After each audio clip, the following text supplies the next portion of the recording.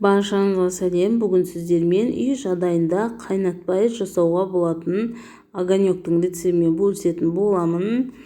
Ешқандай да банкіге жабуды қажет етпейтін, небәрі осындай баклажкаларға құйып дайындауға болатын өзімнің сенімді рецептімен бөлісетін боламын. Сондықтан соңына дейін менімен бірге болыңыздар. Каналыма тіркелуді ұмытпаңыздар.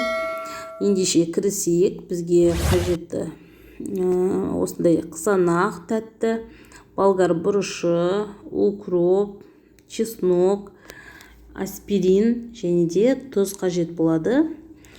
Енді осы тәтті қызанақтарымызды осындай 4 бөлікке бөліп, керек емес жерлерін барлығын алып тастап, мясорубкіден немесе блендерден өтуге ыңғайлы болу үшін осылай дайындап аламыз.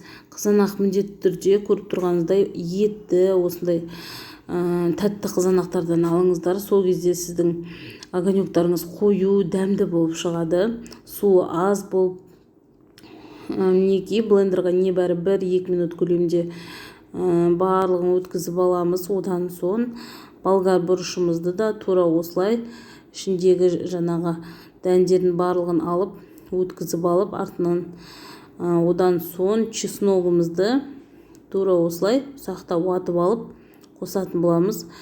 Осы жерде көбісі қызыл ащы бұрыштан қосып жатады. Мен небәрі чеснок қостым, өйткені біздің үйде балалар жейтін болғандықтан бізге осы рецепт көбіне ұнайды. Артынан укромызды сақтап турап, жақсылап араластырып, ең соңында жаңағы аспириндерімізді уатып қосатын боламыз.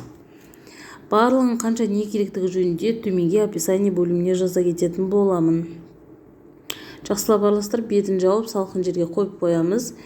Бір түнге, екінші күні осылай бетінің барлығы қою шығып тұрады. Жақсылап араластырып алыңыздар да, кешегі дайындап қойған, стерилдеп қойған баклажкаларыңызға құйып шығып, барлығының аузын жақсылап бұрап, холодильникке немесе қарапайым шкафқа сақтай берсеңіздер болады. Міндетті түрде жасап көруге кеңес беремін. Егер де ұнап жатса, лайк басып, каналыма тіркелуді ұмытпаңыздар.